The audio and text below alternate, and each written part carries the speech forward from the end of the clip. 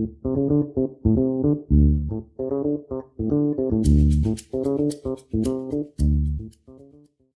Video चाहिँ युकेमा बस्ने मान्छेहरूको लागि लागू हुनेछ। नमस्ते। सेन्सस फर्म अहिले नेपाली समाजमा निकै हल्ला चलिरहेको छ। यो फर्मको बारेमा सायद तपाईले भरिसक्नु भयो होला, कतिजनाले बुझेर भर्नुभयो होला, कतिजनाले जरिवाना लाग्ने डरले नबुझिकन भर्नुभयो होला, भने कतिजनाले चाहिँ यो फर्मको बारेमा थाहै पाउनु भएन होला।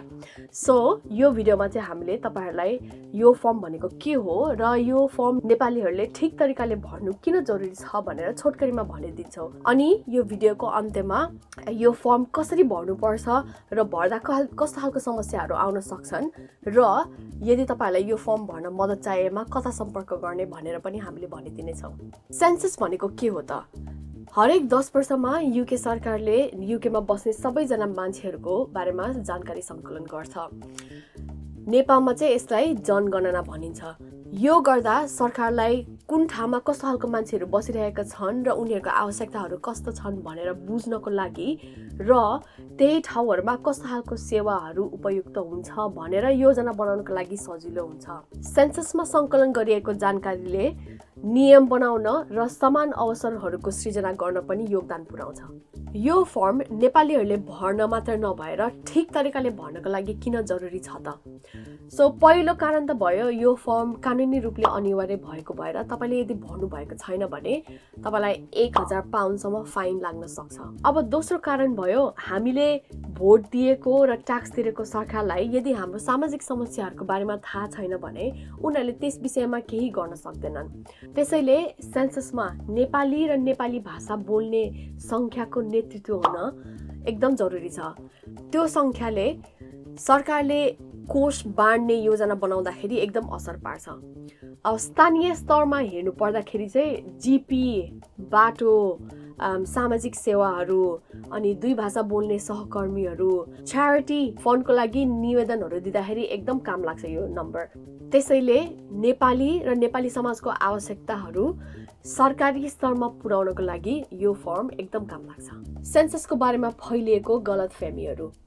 यो फर्म भर्दाखेरि चाहिँ तपाईले तपाईँ र तपाईको घरमा बस्ने सबैजनाको बारेमा जानकारीहरू पुर्याउनु पर्छ, जस्तै नाम, ठेगाना, तपाईहरुको राष्ट्रियता, तपाईहरु त्यो घरमा कतिजना बस्नुहुन्छ, अरु कुनै ठेगाना छ कि छैन, अनि तपाईहरु कता काम गर्नुहुन्छ, यी सबै निजी जानकारीहरू तपाईहरुले भर्नुपर्ने हुन्छ।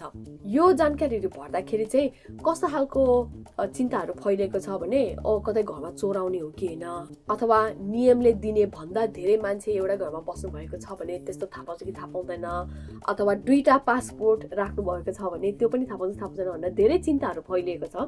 तपाई ढुक्क हुनुहोस्, यो फर्ममा तपाईले जुन पनि जानकारी दिनुहुन्छ त्यो सरकारी कार्यालयहरू बीच साटासाट हुँदैन र अब आउने 100 वर्षसम्म गोप्य राखिनेछ। 12 महिनापछि निस्किने रेकर्डमा चाहिँ निजी जानकारीहरू खुलस्त नहुने गरेर प्रकाशित हुन्छ। जस्तै यो जिल्लामा कतिजना नेपालीहरू बस्नु भएको छ, अथवा यो जिल्लामा नेपाली बोल्ने मान्छेहरू कतिजना हुनुहुन्छ, एक किसिमको अपाङ्गता भएको मान्छेहरू कति हुनुहुन्छ, यस्तो जानकारीहरू चाहिँ उनीहरूले खुलस्त गर्नेछन्। यो फर्म कसरी भर्ने र यो फर्म भर्दाखेरि ध्यान दिनुपर्ने कुराहरू। अहिलेसम्म हरेक परिवारले अथवा हरेक घरमा एउटा चिठी आएको हुनुपर्ने, त्यसमा चाहिँ तपाईहरुको 16वटा नम्बरको कोड हुन्छ।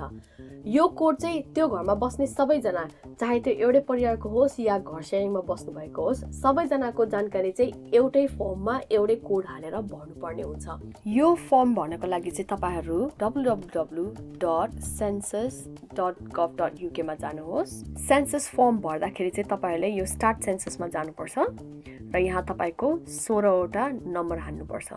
यदि कुनै पनि कारणले एउटै परिवार भित्रको मान्छे अथवा घर शेयरमा बस्नु भएको परिवारहरूको बीचमा आफ्नो निजी जानकारीहरू साटासाट गर्नु मन छैन भने चाहिँ तपाईहरुले यहाँ तल गएर need to answer separately from your household यहाँ गर्नुहोस् र इन्डिभिजुअल एक्सेस कोड मगाउन सक्नुहुनेछ। सेन्ससको फर्म भर्दाखेरि चाहिँ यदि तपाईको उत्तरको छेउमा गोलो छ भने चाहिँ तपाईले एउटा मात्रै उत्तर टिक गर्न सक्नुहुनेछ, तर यदि त्यो उत्तरको छेउमा 4 पाटे बक्स छ भने चाहिँ तपाईहरुले एउटा भन्दा धेरै उत्तरहरू टिक गर्न सक्नुहुनेछ। जस्तै राष्ट्रियता टिक गर्दाखेरि तपाईले नेपाल र एसियन ब्रिटिश ओर ब्रिटिश दुईटै टिक गर्न सक्नुहुनेछ। अहिले हाम्रो सेन्सस अफिसमा 2 जना नेपाली सहकर्मीहरू हुनुहुन्छ र यदि तपाईँलाई इन्टरनेट छैन अथवा फर्म भर्न समस्या परेको छ भने चाहिँ तपाईँहरूले हामीलाई यो नम्बरमा सम्पर्क गर्नुहोस्। यदि अरू कुनै प्रश्नहरू छ भने यो भिडियोको कमेन्टमा हामीलाई लेख्नुहोला र हामीले सकेसम्म तपाईँको मद्दत गर्ने प्रयास गर्नेछौँ। र अन्त्यमा हाम्रो भिडियो लाइक र सब्सक्राइब गर्न नबिर्सिनुहोला। धन्यवाद।